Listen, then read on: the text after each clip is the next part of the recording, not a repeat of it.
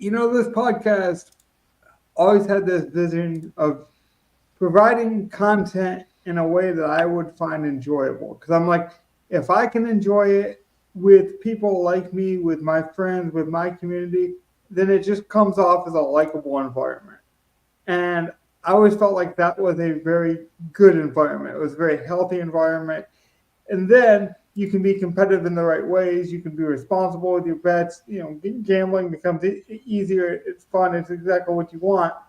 And I've always said when I started this podcast that starting would be like a barbershop where it's like you come in with a certain way about it. Like you come in wanting a haircut, having a mission, but then it's all the other conversation. It's all the other ambiance, the environment that make it special. So like a lot of people get overwhelmed with Thanksgiving slates and how do I review and how do I manage my time. And I told these guys, well, like we're gonna do something special.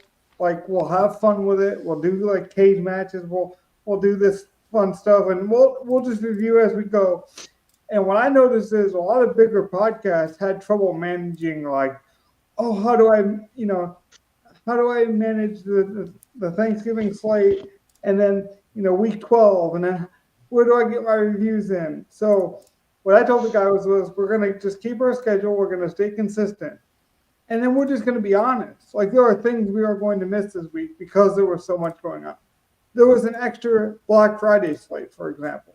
So instead of trying to be perfect, instead of trying to be like so structured that we can't mess up, we're just going to give you guys the real. There was a lot of football going on. There was a lot going on. There was probably plays that you guys missed. That's the beautiful thing about being able to review slates. Like it's not just this week, but like that. I honestly would rather have that overload of fun environment rather than not have it. So we're gonna get these slates too on Christmas. So it's gonna be 3 game slates on Christmas. There's gonna be games that you might miss on Christmas. Just enjoy it, man. Sometimes it's just okay to take a breath and say, you know what? I enjoyed football. I might have missed the first half, but I still enjoyed it. Evan, Gov, Donnie, any thoughts on that? Like I just know a lot of people that were stressing over like how to review Thanksgiving, where to put week 12. It's like just talk football. That's what we do on this podcast. It usually works out well for us. Any thoughts though on how you want to go about reviews? No, I don't really. I just wanted to, be fun. That's all I care about, having fun. When it's not fun, then it's like, why are we doing it? Right.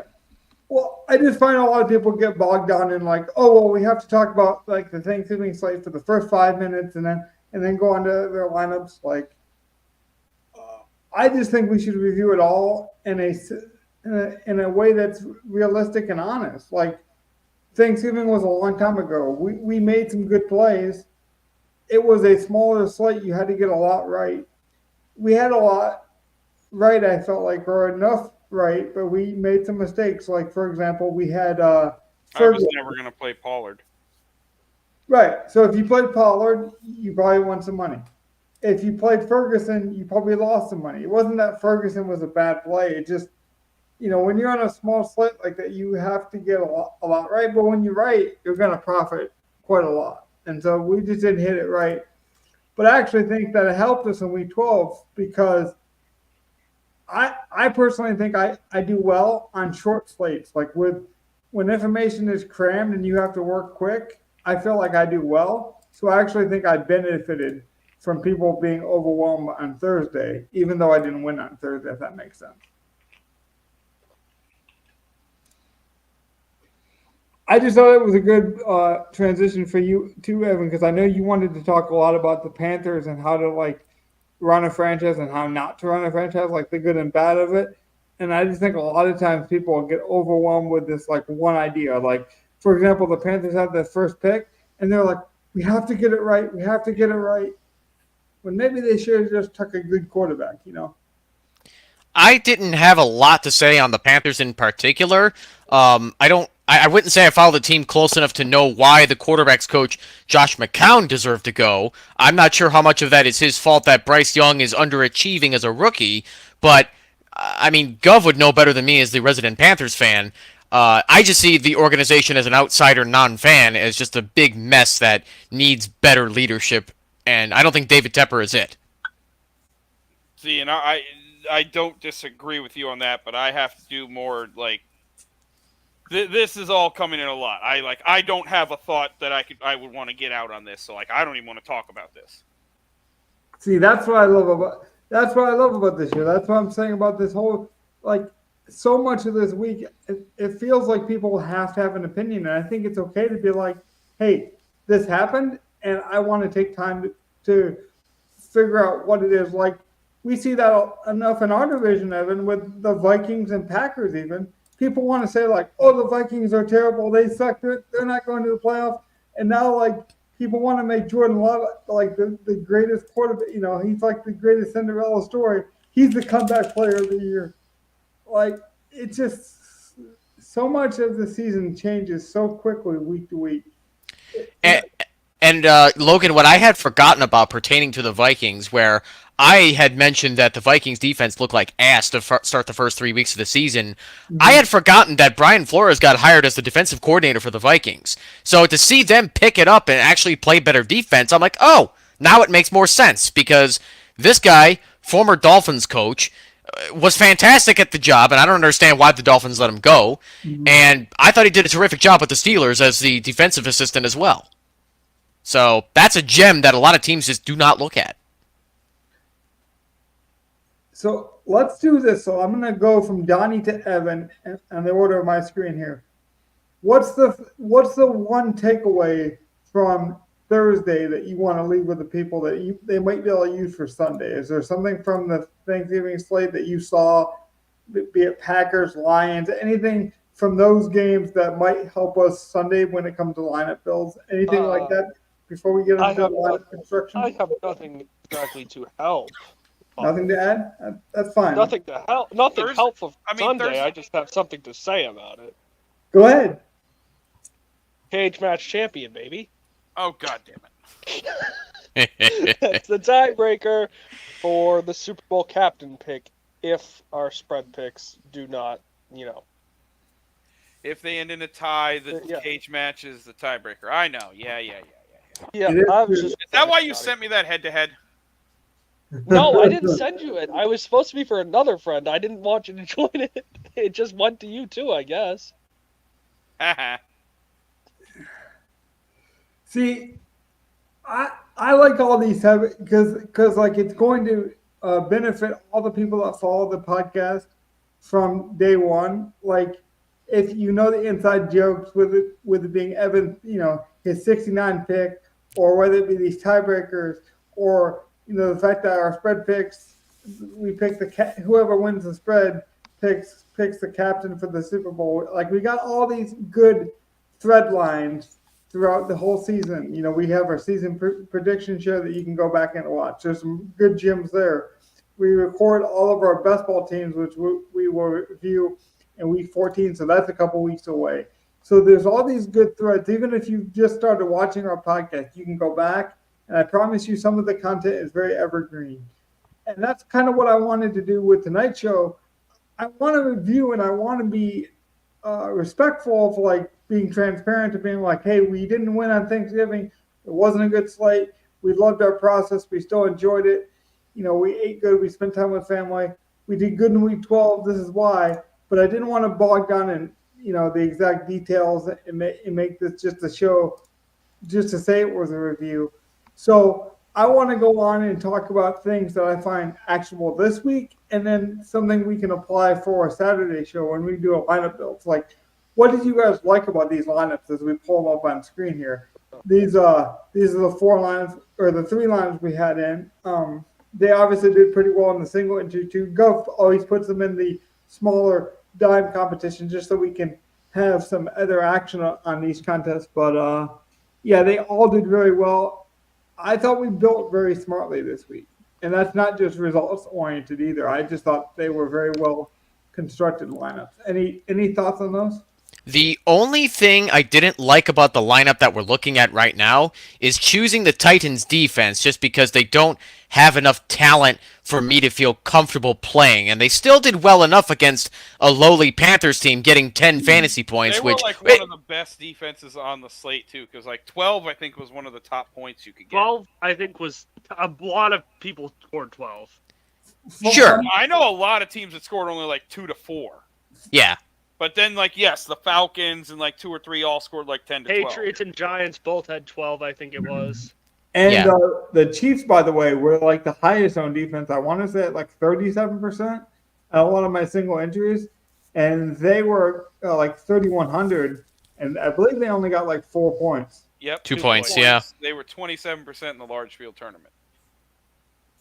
Yeah, so it was nice to see what happens when we stick in something like a Tennessee Titans, where that's where my mindset goes. Regardless of the matchup, like if I don't feel like there's enough talent on the defense and special teams unit, I will try to avoid them depending on how much money I have left to play and what the matchup is. Do I feel comfortable taking a chance on a Carolina Panther offense, or do I just pass and pick another one for roughly the same price?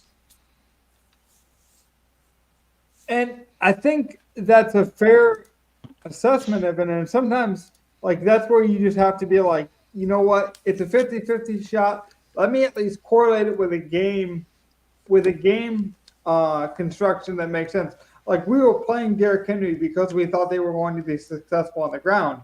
If that defense is successful on the ground, that means the game is slower. There's less chance for points. That means that, you know, points against your defense don't happen. So you don't even need the highest talented, you know, players.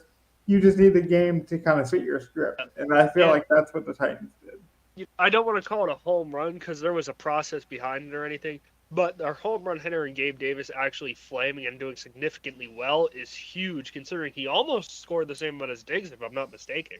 He outscored Diggs. He outscored Diggs. Well, there you go. Like, Which usually happens. We hit the home run player. Right. I was just going to say, he's like the Barry Bonds, where when he does do well, he usually outscores even the people on his team by quite a bit. It's just he's such a strikeout player because he's always, you know, he's the deep threat. So it's really like the only sad part of this lineup was we got the wrong stack partner. We needed to go Rashee instead of Kelsey. Yep. But then if we did that, we would get up somewhere else. And yeah, you never know. Well, we probably aren't playing Pickens at that point. We probably are. Yep. Now, Pickens might have ended up being like Devontae or even depending on how much money, like with how much Kelsey was, you might have been able to even get up to A.J. Brown. Well, not quite A.J. Brown, but I get what you're saying. Yeah, and the problem with trying to decide between like a Justin Watson and a Rashee Rice is that Rice's snap percentage was just all over the place, and he was roughly averaging between 5 and 6 targets a game and not really getting too far with them. He was almost like a touchdown-dependent boom-bust option, and he finally boomed. Yes, but this was also, and to be fair, like this was one of my hindsight reviews. Going into that game, we were playing Justin Watson, and we liked that stack because McKinnon was out. Tony was out. It looked like there was going to be consolidated snaps and targets. So why not just go with the, like, technically we had the right play because it's like, well, if that's going to happen, why not just go with the guys who were getting all the targets? But, like, Rice has been out there getting targets ahead of Scantling, ahead of Watson all year. Sorry, excuse me. It's not been much, but it has been consistently more than everyone else all year. And he's been the one who has been dropping. Exactly. So, like, in hindsight, he should have been just as good of a play with extra usage and that as Kelsey or Watson in this offense. And we could have, like, gotten to him at, like, 5,500. That wouldn't have been horrible. And I think it's okay, Gov, to also admit that's the hindsight. Like, because the industry was so much on the cheap Watson, and it's just easy thought Mahomes Kelsey. Rice just sort of became the most expensive version of pivoting off to a Sky Moore or a Valdez-Scantling, and that's not really what he is. He's more like the mid-range version of Kelsey with mid-range outcomes. And would Sky Moore or MVS even be trustworthy plays, even with their snap percentages?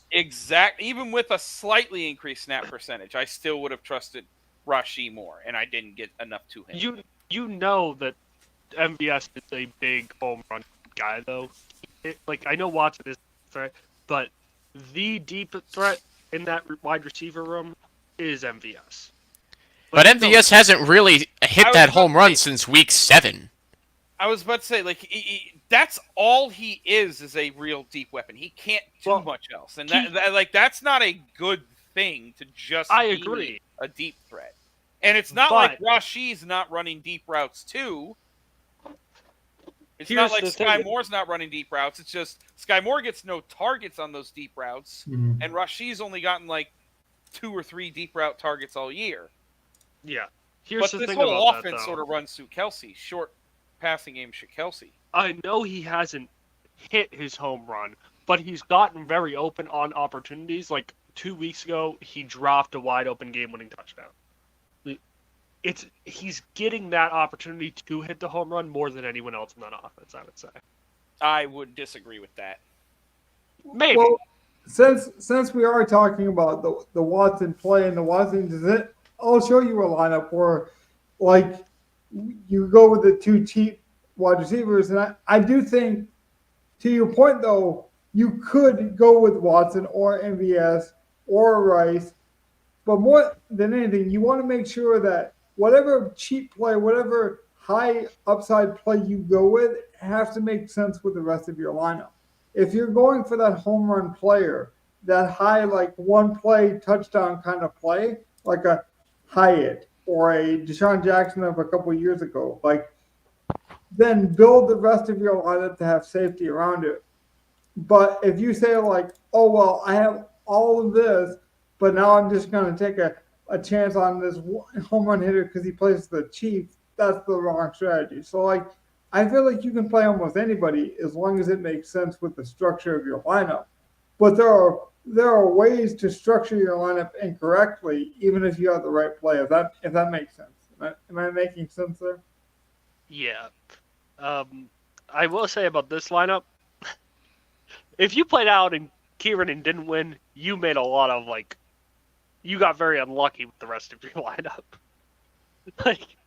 2 guys on the whole slate score 40. You get them both, you're probably winning. And this lineup easily min cast, but it wasn't going to do much more with the snowflakes. But that just proves to you that the structure of this lineup made sense because it was a boom or bust lineup because of the 2 cheap guys. That's why I'm saying it made sense because I got so much safety around it. You can't just say oh, I'm playing Patrick Mahomes, so I'm going to play MVS and Watson. I don't think they correlate. Oh, that's asking for way too much. Right. I will say about this lineup, though, what really killed us is Gainwell being the running back 1 last week. But that hurt. Yeah. Swift was barely getting touches for some reason. Swift was getting plenty of run. They just weren't running. For some reason, they were throwing it in the rain. Yeah. Gainwell was not getting more snaps or more touches than Swift last week. Swift had 80 yards rushing. Yeah. Well, kind of back to your point. But when he had 4 rushes for 44 yards, and you just continue to put Gainwell on the field in an easy split, really? Gainwell only had 35% of the snaps against Buffalo, whereas it felt like a lot more. Swift still had 64. I was about to say, you were just focused, why is Gainwell on the field? You're he was not on the field that much. It felt like a lot more because he got a lot of touches, it felt like, considering. It looked like he did. Yeah, you must have just tuned in when he was on the field for 1 drive because it's still very much Swift's backfield. I did miss the first half about so. No, see, I love this about that. That we're not so polished or we're not so So you missed the first half, saw the second half, and thought, why is Gainwell getting more carries when he basically didn't touch the ball in the first half? and Gov, we've all been there. There's nothing wrong with it. Like, let's be honest. This is because Donnie played Swift, right? He played Swift in a lot of lineups, and he wanted to see. Well, I Swift played Swift a lot. right, and so when And you two saw can- Gainwell, it angered you. Like, that makes sense. That's fine. Well, Swift was having such a good game on the ground. That's why it angers me. Yeah, exactly. And He was averaging 6 a carry. I don't know why he wasn't in a lot more. And he only got 1 target compared to Gainwell's 3. Yeah. I don't. Well, I mean, I played Swift too. I'll tell you about Swift. It's fun. It's fun because he's got that high explosion upside, like we talked about with MVS or like some of these more explosion wide receivers. I mean, the one play hitter quitter kind of mindset of like, oh, one play could make an 80-yard touchdown and bam, my lineup flames for the rest of the day. Those are fun plays, but sometimes they're not going to hit in rainy games like this. And if we're being honest, I mean, this is of course hindsight, but usually when you have a running quarterback, it's going to take away from a running back. And so, Are you guys worried about AJ Brown at all? This is 2 games in a row now, and I believe he got hurt a little bit ago. Does that concern you? I'm going to need to define worry though. Like, am I going to play him at 9K? Like, are you gonna? No, not he at has 9K. Like, up and let's down say he games, dropped I'm to not- 85, 84. He has up and down games. I'm not worried about him. He's Do you like, think he wasn't going to nothing was sustain different? what he was doing forever. He's due to have like a couple of bad weeks. It's fine. You just don't think it has anything to do with the injury, though. No. Week Okay. 2, he only went 4 for 6 for 29 yards against the Vikings, so I'm not worried about it. I saw him beast mode some catches on that game. Like he looked fine in that Buffalo game. Yeah. He just didn't I get thought as so much. too. It's just Devonta was like they were double teaming AJ. So it's Actually, like you throw it AJ to Brown got Devonta. more targets than Devonta. That's true, but Devonta was able to produce more because Yeah. when AJ got his targets, he didn't if he caught the ball, he got tackled immediately. Whereas Devonta was able to break him because he had some open space. Yeah, and you can tell based on the yards per target, where AJ Brown only got like 4 yards per target, where Devontae Smith was averaging like 13 and a quarter. Both I defenses really don't did it. care That's too why much about like Diggs was able to get open and do stuff, but so was Davis. Davis dropped a touchdown that could have been bigger. He could have been even bigger. Okay, there was one play I saw. I forget what it was. There was Davis the one in was, overtime that he dropped. Yeah, Gabe Davis was on the sideline, caught a nice, it was a deeper slant, and Byard somehow, it was right on the sideline. Gabe Davis was about to start running, but Byard somehow dragged him to the sideline before he broke it. And that should have been another touchdown for Gabe Davis. He really almost had 3 touchdowns to this. Yeah, he could have had an even bigger day. See, It could have been massive. I like what we're doing with these reviews though, because we're showing you what happened, but then we're projecting it into next week. Why don't we pull up our best lineup? Because I do think like this speaks to a variance that even we have to accept as just like going to happen sometimes. And that was the one with Chris Olave, who got hurt at like basically halftime. If he doesn't get hurt, we're probably in the top 10, but I'm okay with that because like injuries happen. Like I'm not mad at it. We turned a profit. I had one more thing about the Bills game I wanted to mention. James Cook had like 7 targets. That's huge. On top of the carries and stuff, I don't know if it's going to continue, but with the new OC in here, that might be something to look for. If he's going to be getting and Latavius Murray had 5 as well, so. It seems like that was more game script than anything else, because if you look at what he could do on the ground, it was not much. Maybe, but I think it is something to think about with the new OC. Maybe this is something that's going to be happening. Maybe. I will say, don't they have to win? Like I believe they can only lose one more game the rest of the year. At 6-6 right now, 6-5 for the Colts is in the playoffs, but they're still behind Denver, I believe, and behind Houston. So they're 9th right now, but it's very close between 9 and 7. I've always kind of had this metric in my head that desperate teams tend to pass more to running back. I don't know if I've made that stat up in my head. like for whatever reason, it just seems like more desperate teams kind of pull up more trick plays. You see more screens. You see more like gadget types of. I've always just liked desperate teams with, the threat of the running back in the backfield. I don't. I don't. Such a weird. I don't know how that would make sense, but you know what? Okay. Like, I just don't. mind saying it. I just don't see enough in James Cook's numbers to indicate that they're going to start using him differently with Ken Dorsey gone. But I guess we'll find out after the bye. Well, I will say it is interesting. No, they didn't have much of a running game. I thought the passing would be toned down a bit. It wasn't. I mean, I they know had were to playing throw. a bad they were playing a bad pass defense. They did not have to throw when they're up 17-7, to be fair. If you can't get anything going on the ground, then you got to do something, though, right? I guess. Good point. Gov, why don't you take the wheel? Steer us to our next lineup here. What do you want to talk about? Well, like this was our best one. Like you were right. It had so much. Like it has so much potential. We got like, I'm trying to think if there was a two. Like the only 2v2 I think we could have done would have been like.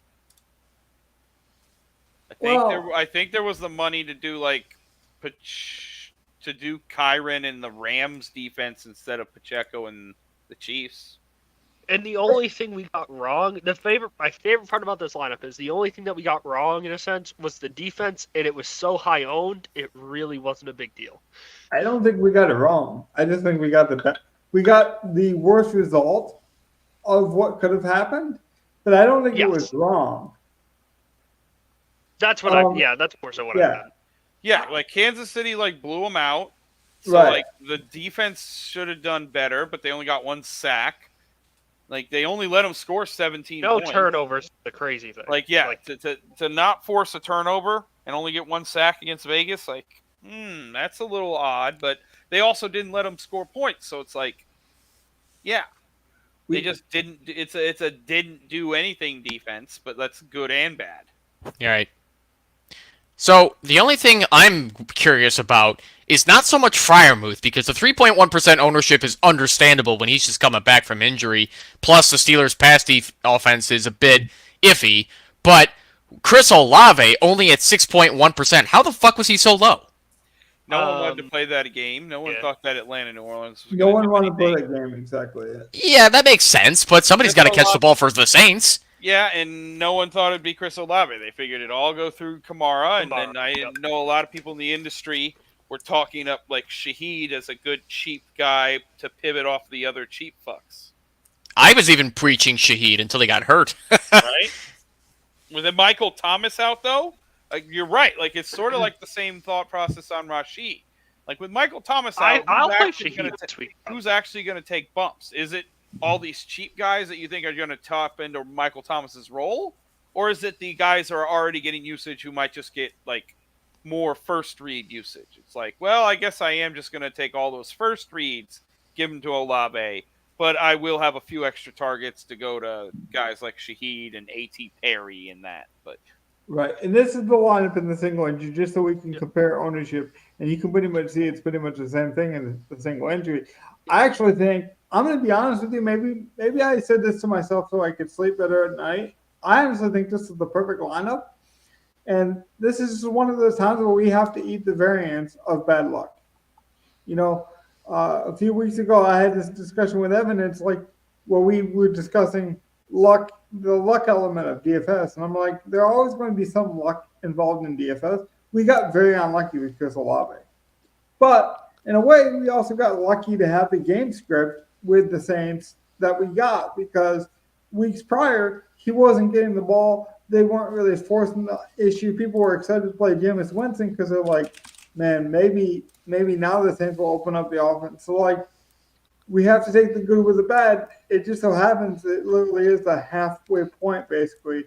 Olave had a great first half, got injured in the second half, but I'm not mad at the result. Like, I honestly think we could have finished in the top 10 had Olave stayed healthy. So it's not even that we should have switched off of him. It's just we needed a different outcome. Wait, but Logan, what did you mean by Olave wasn't getting the ball much over the past several weeks? I mean, like not so much his workload because we obviously knew he would be a number one guy. Like he isn't the number one wide receiver there, but he wasn't getting the good high volume usage. They hadn't been in the red zone a lot. They haven't been a high scoring offense. They haven't been a team you'd want to target in fantasy. Is what I meant. He's already over 103. He's at 103 targets so far this year, and his floor is pretty much between 8 and 9 over the last 6 weeks. I'd say he's getting a lot of volume. That's what I mean, though. They're not explosion play. There's nothing big there. It's like he was getting a It's not Wendell sexy. Robinson type output. I see. Yeah, so it's the whole point of wanting the sexy play as opposed to the Right. hard hat and lunch pail plays. But I mean, we picked him up on Rainmakers a couple weeks ago because I feel like this is me speaking now, but I feel like we knew the high upside play was there. Like we knew that the high upside play was available for him, where it's not going to be available for a Wendell Robinson. Like that kind of skill set is limited. I thought Chris Olave could take it to another level. I thought there was a lot holding him back, including that Saints offense. And we saw it, but then we saw the back end of that. And if you're going to throw up jump balls to your receivers, sometimes they're going to come down on their heads, unfortunately. And that's what happened. And on that Saint offense, if not that they're going to score, and I still think it's a bad play. But my favorite random guy, I think A.T. Perry's such a good athlete. I wish he was on the field a bit more. He should be next week. I would. Yeah, I know he's your kind of receiver, Logan, but I just think he's 6'5". He's quick. He's a monster athlete. I honestly think Saturday night we'll be talking a lot about him. I want to also mention that Kamara saw an uptick in targets after Chris Olave went out. So when we review these things, we also got to take it in a grain of salt to consider what does it mean? What does this result mean for next week? And that's what I always like to do with these reviews. It looks like Perry or Kamara are going to be good places to target next week when it comes to lineup building. Because Kamara saw, I think, 16 targets in that game, most of them in the second half. Yeah, the thing with Kamara, though, is he's the only piece on that offense that can consistently get them downfield, and I just don't think that they can score enough to warrant anybody else getting played. Olave and Michael Thomas missed that is. Yeah, and to your point earlier, A.T. Perry's probably going to be the top healthy wide receiver for Week 13. Mm-hmm. Well, I don't want to give away all the good plays, but there is a really cheap running back that I think Zach Moss is really cheap next week. So you could easily do a Zach Moss, Perry lineup, and then basically play a lot of guys next week. Speaking of guys that were underpriced for this review, why don't you speak about your favorite play? You were speaking about this guy, Derrick Henry, everywhere this week. It came through this week. I think it's going to continue. Do you think it's an actual thing we should pay attention to? Because I don't think it's going to slow down. God, no. I was only playing them because they were playing Carolina and they were at home. This was not something I'm going to just attack every week. Fair enough. I mean, his touchdown saved him. I mean, he was getting all the touches. They were not using Tajay that much in that game. Tajay was hurt. They can't anymore. They can't use him if they want to have a chance at the playoffs. I mean, it has to be Derrick Henry, sadly. Well, Spears was also hurt, too. He was limited. So we'll have to see what he's like this week. But, I mean, you're right. He did see the bulk. And that's what you want from Henry. If he doesn't see the bulk, he's not a good play. But if he's like that ball hawk character, that's what you expect from Derrick Henry. Yeah, and Henry's at a point in his career where they have to manage his workload to keep him healthy, which means that he's going to see the field at 60-ish% of the snaps in front of a Tajay Spears who's seeing about 40. So a 60-40 split is nothing to really worry about, but I mean, don't hear what I'm not saying. Derrick Henry is still a good option, but he's just not the same Derrick Henry from 2019 and 2020. Right. He's got to be in the right matchup that I'm willing to take a shot on him. That was this week. I legit haven't looked at next week's slate yet, so I can't guarantee that I'm playing Derrick Henry. But I just love the stack that we were able to just do. We said Stroud, Dell, Collins, and dealt with it. Because that was the right thing to do if you were playing Stroud. Like, they've both been so good all season, fantasy-wise. Why would you not do it? It's the cheapest, stack. Well, if you're playing two receivers, unless you're getting real cheap with guys. Cheapest high-volume stack. I'll be honest. I liked it for a reason it's probably contrarian. I liked it for the Jags offense because I think the Jags offense is very explosive, but they're very frustrating when it comes to fantasy because Trevor Lawrence spreads the ball out so much. So unless you play Trevor Lawrence, it's very hard to trust his receivers because sometimes it's Ridley, sometimes it's Evan, and whatever guy he uses, he usually peppers that game. Yeah.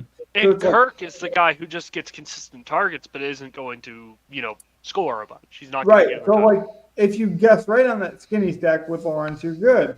But what we knew is okay, the Jags will probably score. We knew the Texans were going to be high owned, but I also liked Dell and Collins, and a lot of people were going to choose between Dell and Collins. They were going to say they're both expensive. I want to play, CJ Stroud, so I'm just going to pick one, and then I'm going to stack the game. I think what we did was very smart. We took Collins as the cheaper guy, but then we still used Tank Dell. So we still used the chalk, but we used it differently than most people, and I think that is why we finished so high. Yeah. And honestly, if the Texans didn't have the worst, how am I going to word this? The worst long field goal kicker, anything 50 and above, where he can't hit it, this game goes in overtime. They miss Fairburn so badly. Oh, they do, because Matt Amendola, he is now 0 for 5 on his career from 50 yards out. Yeah, he's And probably they getting cut. Bad. Oh, he did get waived. My bad. Yeah, he already got waived. Yeah, that's really bad. I mean, I hate to diss kickers because it's a tough job. But if you can't hit from 50 in the NFL, you can't be in the league. Honestly, we probably have given kickers more respect than most fantasy podcasts, so I don't feel bad. Like a lot of people did discount that position altogether. It's a very difficult position, which is why you need to be waived sometimes when you cannot perform to that level. Unfortunately, like it's a make or miss league, and that's your one job. So like, of course, there's going to be a hyper focus on it, and when you fail, I think they expect it. And I think he's accurate. Like outside of 50 yards, when it's shorter, he's accurate most of the time. It's just he doesn't have the leg. And you got to have the leg in today's league. Mm-hmm. Now, you don't have to be Justin Tucker, but you got to hit it from over 50 these days. Yeah, you got 55 is most career longs for these kickers nowadays. Mm-hmm. Gov, I have a very interesting question. I got to get Gov back in here really quickly because I know you've been on the Twitter streets like me with these DFS lineups, and you see somebody post or screenshot their lineup, and they'll look at the results and like, this lineup looks good for us. It was a good hit for us. We knew right away this lineup was looking good. CJ got off to a good start. Outside of like the obvious, like, oh yeah, it won, it could have done so much. Like, what did you like about the build of this lineup, even Saturday night? Like, try to take out the results of it and just like tell the people what you liked about it. I love that we took a chance on Pat Frying-Proof. I thought that was just obvious, like jam him in. He's going to get volume. And then I knew the Stroud stack was going to be kind of chalky. Mm-hmm. And 17, 15, 32, yes. I knew Henry, who was projecting only at 15, was going to come in chalkier, and he did. He came in around the other mid-price. He wasn't quite Jonathan Taylor, but he did come in like all the other guys, like Pacheco and that, at 21%. So, when I think about the lineup like that, it's like I want the lower-owned tight end no one's playing, so I'm fine with Freiermuth. I'd like to take a shot on a receiver with upside that no one's playing, like Chris Olave. It helps. We're eating the chalk defense, too. Like, we needed something like that. Especially since I thought Dortch was going to come in at like 12% or something closer to this, what like Justin Watson came in at as a different cheap receiver. Yeah. I didn't think like he was going to be sub 10% pivot. I still can't believe Dortch and I forgot the other guy we just looked at, Justin Watson. I can't believe those two had higher percentages than Chris Olave. That blows my fucking mind. More people were playing those cheap guys than Chris Olave. It's the price, Evan, to fit in the rest of the what people assume is a safer floor. So you play the cheaper guy. People want to play AJ Brown and Diggs, and not as much as Gabe Davis as you'd think, but they were playing Demario Douglas. They were playing 20% of you played Jalen Warren. We were understandable. But yeah, that's the only thing that surprises me. Pickens not so much because the Steelers' passing game struggles, but Olave's just that one piece that I just can't stop talking about because it's yeah. Anyway, I'll shut the fuck up. Travis Kelce was sub 10%. Yeah. While we're on the fact that Matt Amendola got released as well, did you guys see who the Texans brought in, who I think is not a huge deal, but good for fantasy news if you're looking at stack numbers? Who did they replace Amendola with? I didn't see it. They haven't replaced him yet, but they cut him to sign Derek Barnett, former Eagle. Wow. Yeah, that's a pretty big deal in my opinion. They're basically saying they're going for the playoffs, which is cool for anyone who has Texans futures or even like invest. Well, for their defense, it's awesome. Yeah. All right then. Well, I mean, I hope it helps Houston. Replacing them. Yeah. Can I say one thing about this particular lineup too? The only main like skill position piece that left me uncomfortable was Isaiah Pacheco, just because his usage was normally kind of all over the place. Because I mean, even though Pacheco's obviously leading that backfield, it's still a committee rushing approach that Andy likes to put out there. But true, but what McKinnon enact again? Like, that's what I was going to go, Gov. I had forgotten that McKinnon was out, and that was why you put him in, and I forgot about that, and I was like, okay, now that makes sense, and we reap the benefits of it. Yep. And did you guys see how terribly Clyde Edwards-Helaire did with 20% of the snaps? Mm-hmm. Oof! How is he so bad? That's what happens with three names. It weighs you down. Weighs you down. That hyphenation's heavy. Uh-huh. Hyphenation is just a heavy word, like to say. Hyphenation. Ooh. I feel weighed down I feel like my chair's gonna break just saying it. Ooh. Talk about being weighed down. We might need to put some hustle to this show. We know Robert as hustle in our street. Gov, he was saying that he wouldn't play Derrick Henry unless he was in the 5K range. So. Ooh. I'll play him again in the 6K range in the right matchup, but like, yeah. Like I said, he's not. It's like Logan, you going off like he was an auto lock from this point on. Like, no, he is not an auto lock from this point on. No. I want to be clear. I'm not saying he is. What I'm saying is I think people that look at box scores are going to look at some of these box scores and say like, oh, Derrick Henry's back or Pat Fryer's back. It's D. Hember. You have to play him. Like, that will be a thing. Yeah. That's kind of what I was going off of. These narratives now, people are going to look at these scores and say, oh, this guy's back. You know, like I guarantee you Stroud is going to be one of the more popular quarterbacks this week because people are like, 8,100, Logan. They're going to play him. They're going to play him like he's the new Josh Allen. They played Josh Allen. We played Josh Allen. We played Mahomes. We played 8K quarterbacks. Right. Why wouldn't you play an 8K quarterback if you think he's going to go off? I know, man. Stroud is just like. But that's the you thing think that eventually, as a rookie, they're going to have like that stretch, you know? No, but that's the thing. At some point, he's just that good. He might be, but I listen. I can't trust a rookie quarterback for that long, that much, when you're putting him up at the top 5 level of quarterbacks. But let's be honest, though. That's where you have to be smart to like. You could play any quarterback that you think is going to get 20 points, in my opinion. But you got to build it smart. I think his stack is so expensive. Like compared to Mahomes, where you can get Mahomes and Kelsey. Yeah. Well, I mean, like, look at last week. The reason we made it work was because people were deciding between, again, Tank Dell and Collins. That's what they've been doing all year, man. We decided we were going to play both of them because Collins was too cheap. Now, if Collins is not cheap anymore, then we got to decide, okay, is Noah Brown back? Or do we just get off of that stack because the whole stack is too expensive? I don't think it's just CJ Stroud being expensive or not. It's like, does the rest of that offense make sense? And Dell is continuing to be 30+%, and his price will continue to rise.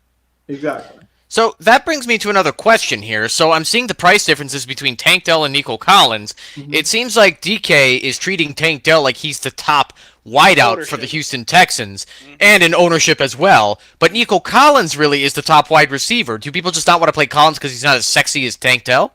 Yes. Yeah. It's the ownership difference. That's what it is. That's why DK changes the prices like that, because he's so much higher owned that they have to keep rising it if people are going to play him like this. Well, I don't know. Maybe I'm just boring, but I like the hard hat and lunch pail players.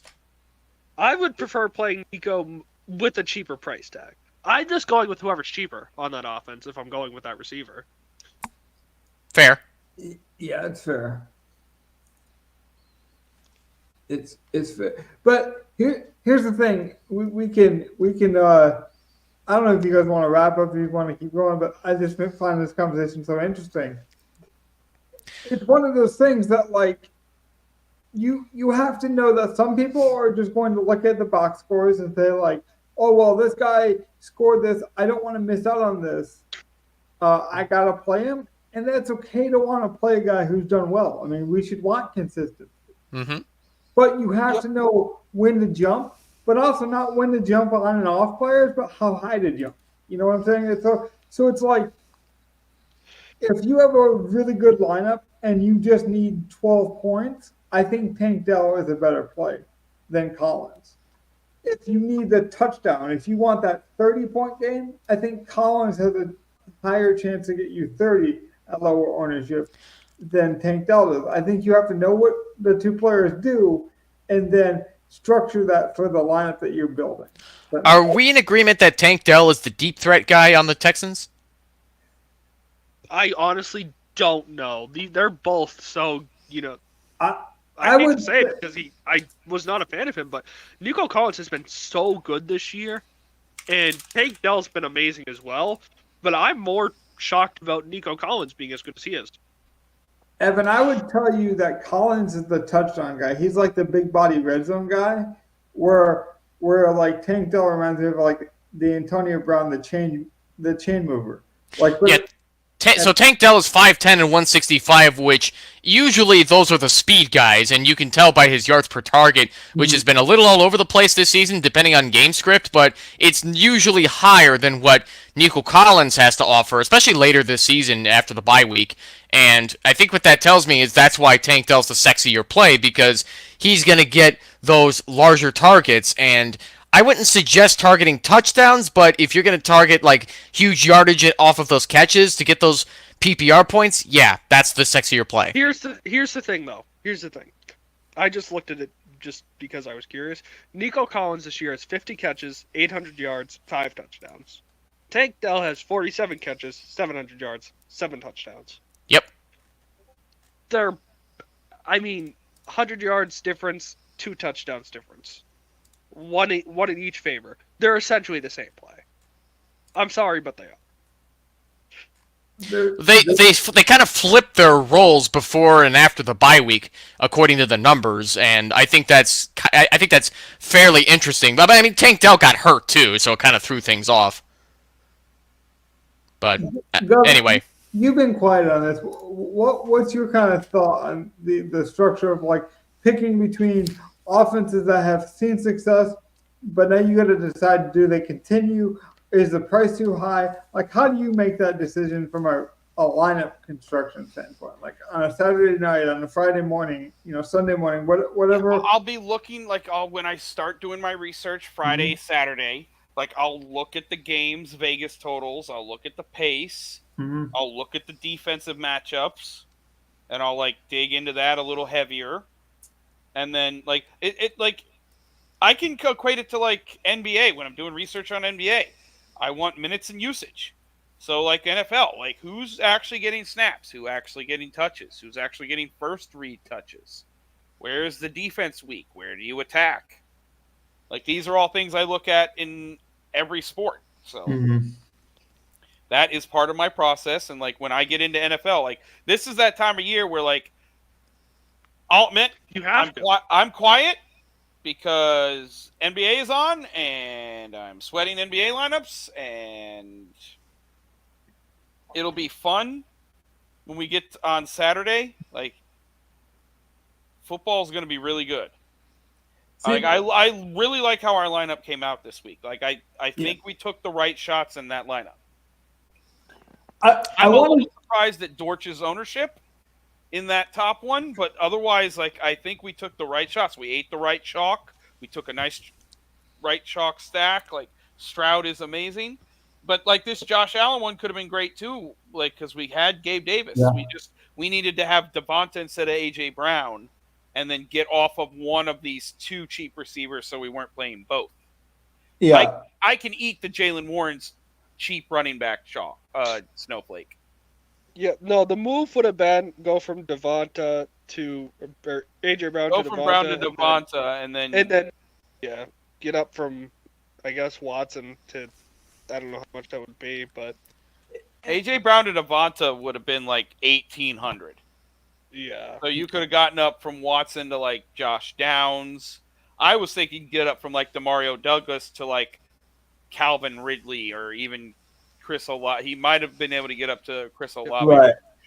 The thing I love about Demario Douglas though is he's been averaging 10 points pretty much the whole season. He's been about 10 point per game guy, and he has 0 touchdowns on the year.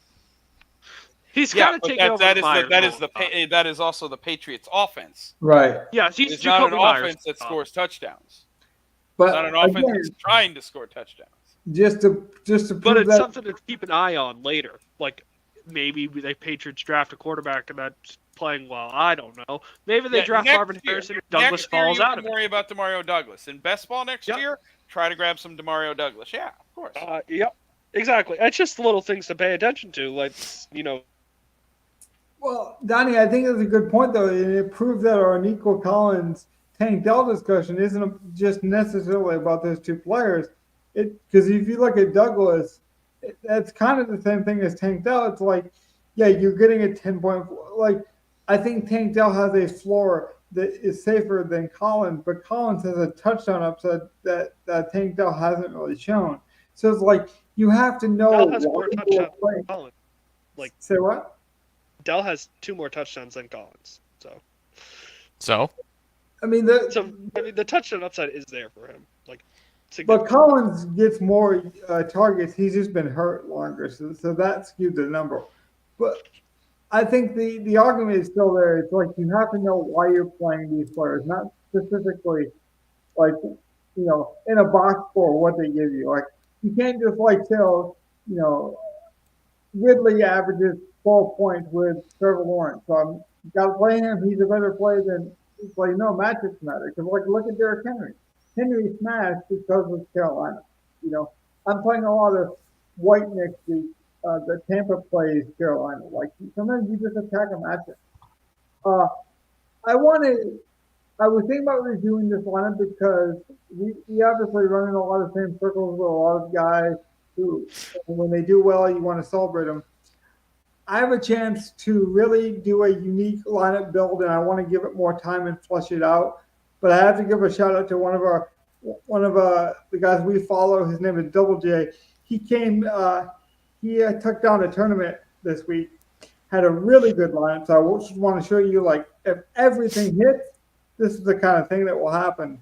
And I think we should give it some real time and flush out everything and almost make it its own episode. I thought about doing a review, making it part of this show, but I really think a process kind of interview show would be really interesting. So I want to make sure he's willing to do that. He was willing to give me a lot of information this week. So I'm like, you know what? Let me treat this like a investigating journalism kind of situation. Let me get into the plays of why he picked certain plays, come back and review this. But ultimately, shout out to the man. He's put in a lot of work. I've known him for a long time. He deserves his flowers. He's a good dude. This was a really good lineup. Any just initial thoughts? I know Evan and Donnie hadn't seen it, so I knew we could get an almost instant reaction to their take on it. It's just a really good lineup. Yeah, I mean, we were on a lot of similar plays as well. Mm-hmm. Firemuth, Davis, Kyron. Kieran, Kyron. Which is really cool, Donnie, because you can go back and watch that Saturday show. We were debating between the Patriots and Chiefs. That shows you that like 2 points, obviously, from the Chiefs. The Patriots were in that range. It's not that one is good or bad. It's like sometimes you just want to be in that range.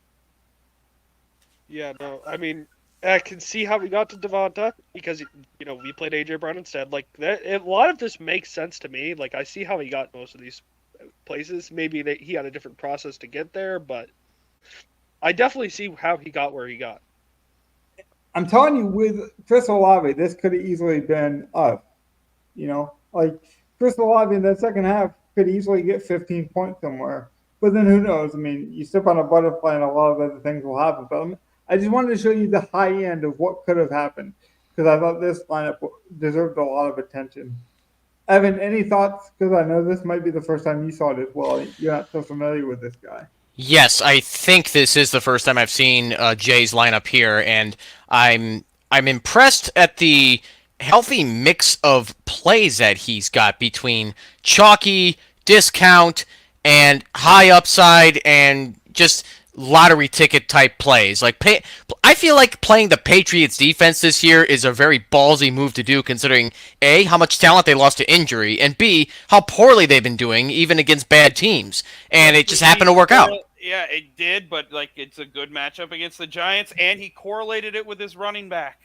Yeah, that's another good point too. Ramondre Stevenson, good price, 5,800, and I'm kind of surprised it's only at 16.1% ownership, but these are all good plays. I can't really find one thing I don't like. Actually, I take that back. I don't like playing Gabe Davis unless I feel like I can take a shot with leftover money, because he's such a home run hitter where he'll boom or bust. He's like the he's quintessentially boom or bust. So I try to avoid those plays because I'd like to have a safe floor. I'm conservative like that, but it was a good play. Yeah, to go with the stack, taking a shot in the tournament. And like you can see, like he didn't go Diggs, AJ Brown. He went Devonta and Gabe. Exactly. Two number 2 receivers who happen to boom. Like those other receivers are just guys who were sort of in his pool because like he had the Houston-Jacksonville game in his pool, just like we stacked that game. That he just happened to get a one-off Ridley in that game. Josh Downs was chalky.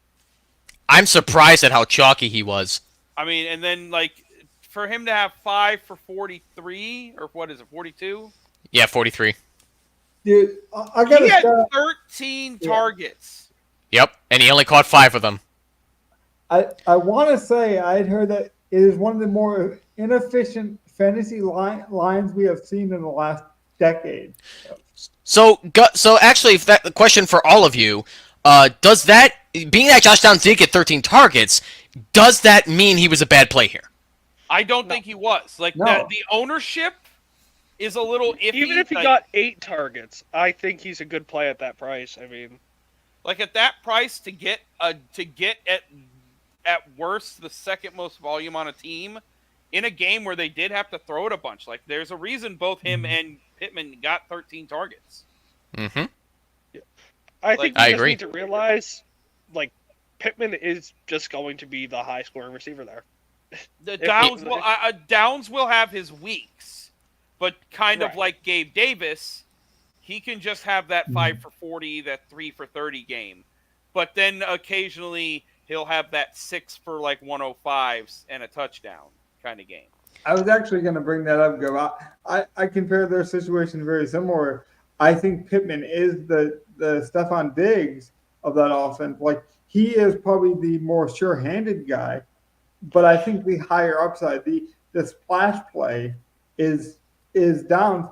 And sometimes that's why I take chances on Jameson Williams. You guys can go back and listen to our Saturday shows. I mean, that's why we record the whole process of our build.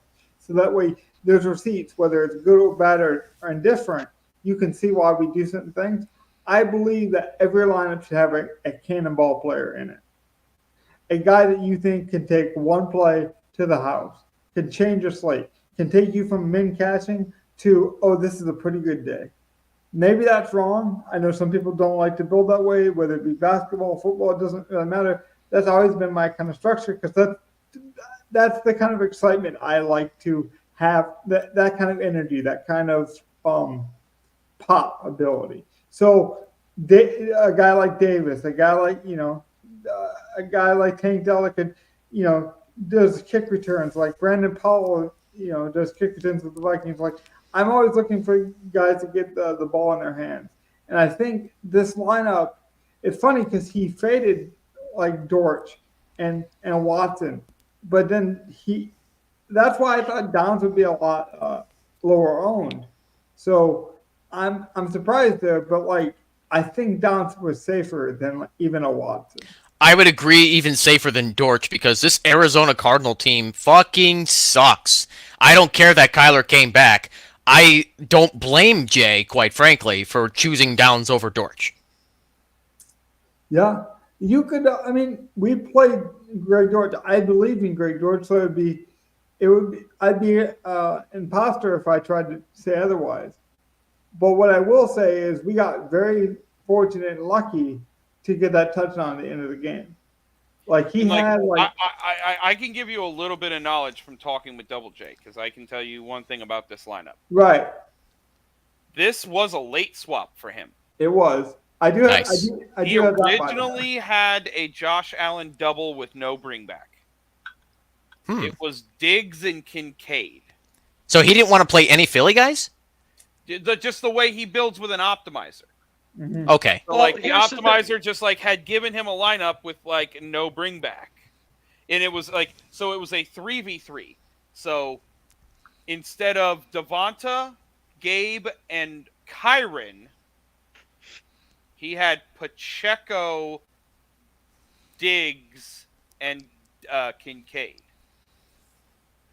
So it was a double stack of Josh Allen with Pacheco as a one-off running back, which he then switched to Kyron by going down from Diggs to Devonta and then just switching Gabe Davis and Kincaid because they were the same price.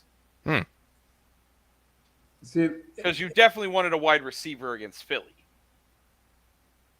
And that's why I wanted to bring this lineup up to even people who may not. He was looking to get lower owned because Pacheco would have came in higher owned than Kyron, Diggs came in higher owned than Devonta, and Kincaid came in higher owned than Gabe. So it was a way to be this lineup is smashing, but the things that are smashing are a 16. You look at it before lock, it's Stevenson was kind of chalky, the Patriots defense was really chalky, Downs was really chalky, Ridley came in above 10%. It's you probably need to take a shot to get to the top of a tournament. And that's a professional move, Governor. I'm glad you brought that up. And that's the type of thing I was hoping to maybe get from him and do a whole profile on it in a couple of weeks. And we can really do that because I do think you're right. This lineup, the idea of it, the core build, the pillar that we do usually, it got into the mountain. But he quickly realized to climb that mountain, he needs to make some pivots. And that's why we like PMR, or I should say I like PMR. I'm speaking to you guys. Because PMR gives you the chance to say, oh, wait, I'm at that mountain now, but to climb over this guy, you can easily look at how much PMR someone has and do some quick math and, project things. And, there are edges in that. And, there are levels to this game. Most literally. Is there anything else you guys want to review, hit on? I know this is a big week. I'm actually impressed that we did this in just over an hour because there was so much. I know there's probably stuff we forgot. Because we are going to get back to the spread picks, but I did want to go over Josh Dobbs for a few minutes, but we don't really have to because the Vikings are going to be on bye this coming week, so I can save it if you want. Yeah, we'll save that. Let's save that for We Saturday. still need to do Thanksgiving cage stuff and spread, so. All right, so which one do we want to go with first? The cage match? Do we have to Yeah. talk about the cage match? Do we? We do. No. We can't not talk about the cage match when we put that much time into it. That's true. It was fun. I'll pull it up. Why don't you guys like recap why it was so much fun for you as I pull it up here? Well, outside of the fact that it was just a cool head-to-head that we did, Yeah.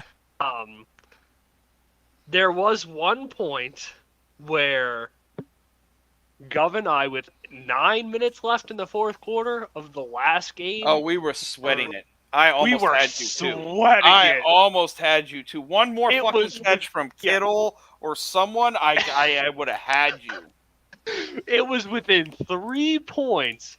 Gov had all the reason to win that game, and I just got so lucky that the volume went certain spots that I somehow pulled it out.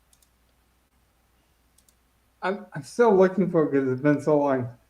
But I think if it would have been me and Evan, we wouldn't have brought the same energy. So I'm kind of glad it was you two because I felt like there was some real I want to win this. I think me and Evan we would have been two old men. I don't think we would have brought as much energy as these guys brought to the chat. I don't know if I fully agree with that, Logan. It's just that my plays just happened to just fucking flop this week, and I have to live with it.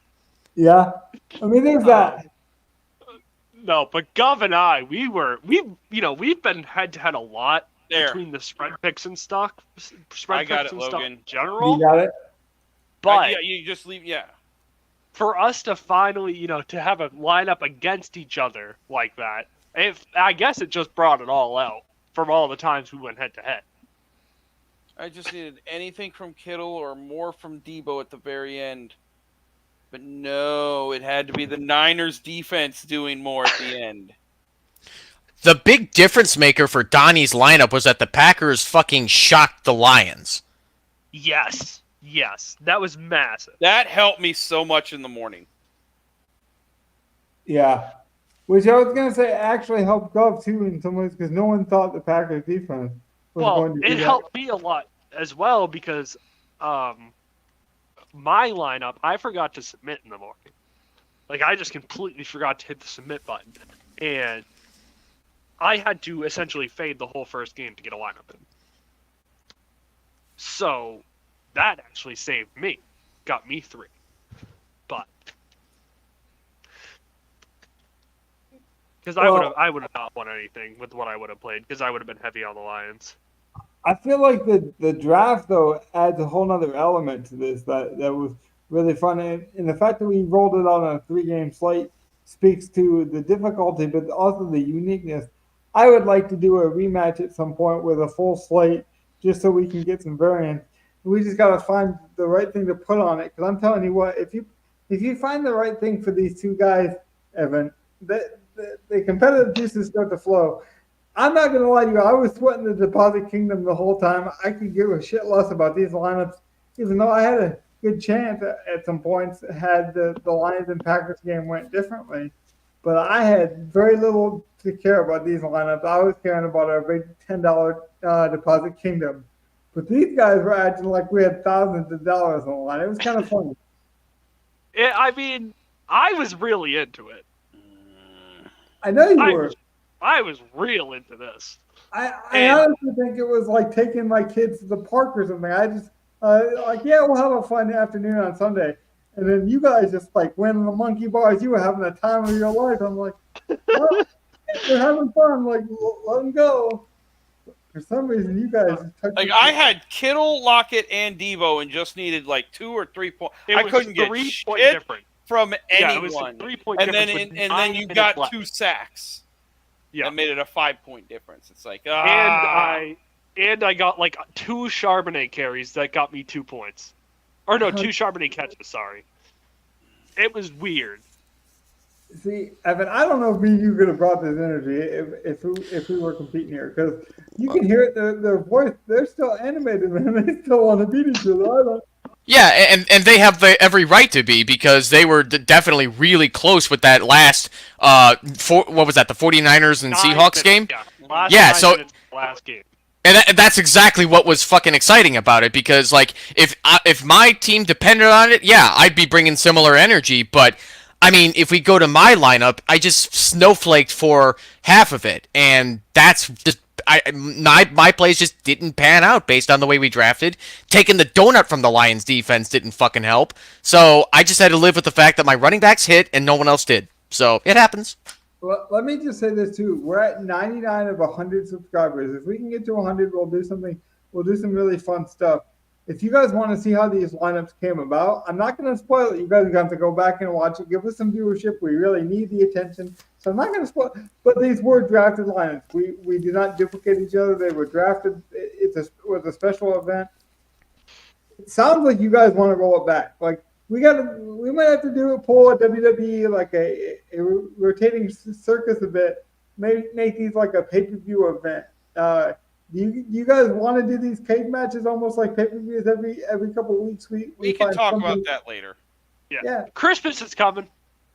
I guess. I don't know. Hey, the NFL loves these slates because college stops playing and they can do NFL on Saturday. So there's going to be all these fun slates coming up. Why don't we get on to the spread picks, talking about the NFL spreading out? We'll get on to our spread picks and then we'll end for the night and see you guys Saturday. So, I do want to say this. A couple weeks ago, we weren't feeling it, and we did not review Week 11. I'm only going to review the group picks from Week 11 onward. And, it's already been a long show. I'll just catch us up on what we missed. We don't need to deep dive into 2 weeks' worth of content, spread picks-wise. So... We can at least say what they are. We just don't have to keep talking about them. Well, I honestly don't remember 2 weeks ago who the Chargers played. I don't like know. the honesty there. I like the honesty. I really do. Yeah. So when we last checked in, the group picks were 3 and 7. We had a situation where we played 2 because of Thanksgiving, and Week 11 we won with the Cowboys at minus 10.5. Then we won with the Niners Thanksgiving Day minus 7, and we won again with the Ravens minus 3. We are now 6 and 7 as a group. Okay. This has been a major 3 last pick. Now, for the rest of the picks, I don't even have the exact records of what we've been doing, to be honest. I don't know. I was sick that week 11, and I did not feel like doing it. So, I told you that I was gonna at least make this competitive. I wasn't gonna lay down and die. I got off to such a terrible start to start this season. I was gonna at least make this competitive. So I'm proud of myself for at least getting back to the arena. I do think it will be a fun kind of end of the season sweat. Talk about a race down the finish. I'm actually really excited. Even our group picks have started to catch fire, like you were saying, Donnie. I think we're hitting our stride. The Logan this past week had the Rams at minus 2.5, the Bears at plus 3. He's now up to 10 and 14 in last place. I had the go ahead, say what you were going to say on that. Well, given how I started though, that's impressive. Yep. This past week, I picked the Jag at minus 1.5 and Bills plus 3, giving me my first ever push. Putting me at 10, 13, and 1 in third place. Evan has the Eagles minus 3, Chiefs minus 9. He is 10, 12, and 2 in second place, and Gov narrowly holds on to lead with the most even of even records. Houston plus 1.5, Indy minus 2.5. And Evan thought he was 500. Yeah. Yeah. Oh, you don't even know 500. Perfectly balanced, all things should be, Gov. Yeah. We mentioned it as a tease up front, but seriously, whoever wins this, that captain selection for the Super Bowl could mean a lot because all 4 of us think very differently, and whoever that captain is going to dictate that lineup pretty strongly. Yeah. The tiebreaker of the cage match, we have the placements there. The placements was, me, Gov, Logan, Evan, I guess there's a world where those tiebreakers can work out multiple different ways. It looks very close. This is about as close as spread picks can be between 4 people. It's honestly quite impressive. There's still plenty of time for someone to pull away. Yeah. Mhm. There is, but And Logan, when are you gonna push? Yeah, Logan's made his push. Logan always I picks. mean- I don't think Logan's picked a game that could have pushed. No, dude. I'm all or nothing, man. All gas, no brakes. That's how I roll, man. Like literally, you gotta know I'm a disabled guy. That's how I roll. I'm all or nothing. That's how I am. So this makes sense that I would be able to make this drastic of a comeback because I started out so drastically bad. Like that's kind of the ebbs and flows of my season. But again, I want to mention before we close out, this does matter. Like the captain for the Super Bowl, we might build some secondary line, but we're gonna put the showdown lineup for the. We're going a big contest, and I'm telling you, all 4 of us are very different builders, so it's going to dictate our lineup pretty drastically. Like, I'm someone who is not afraid to play a lot of kickers and defenses. I don't think you'd see Logan do that very much. I think I've played one defense in all the showdown lineups I built this season. What you I guys had are going to one where I hate is played- like when if I win, and like San Francisco is in the Super Bowl, let's say, we're going to be playing Kyle Juszczyk at captain. See, you see what I mean? You guys don't even know what kind of Super Bowl captain we're going to be playing. If I get picked. I promise you that showdown is going to be a big contest. We'll put Billy in gets in, you better be ready for that Boston Scott captain. and we made a profit as a unit this year. No, So no, they have a better old fuck. It'd be Julio. Yeah, So- yeah, there you Julio for captain. Yeah, that's your Philly captain. Yeah. Like you don't even know. We'll see what happens. This is a big thing to be able to pick that. See, this No, it matters. is a big- The Cates match that doesn't matter as much to me. That's like WCW stuff. But this is like the WrestleMania of it all. I do want to win this. Speaking of winning, why don't we join you guys on Saturday? We'll try to build some more winning lineups. I thought tonight's show was very good. We reviewed a lot. Is there any other things that you guys want to hit on before we close up shop? No. No, I'm good. I think we're good. Okay. Good night, guys. Have a good night, everyone.